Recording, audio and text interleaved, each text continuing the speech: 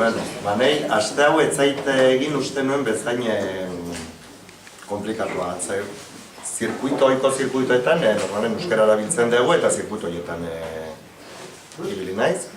Bai, bi gauza ipatuko nituzkela. Bat, euskeraz ez dakin jendearekin, ez dute frogatu detela, euskeraz ulermen maila altua dela.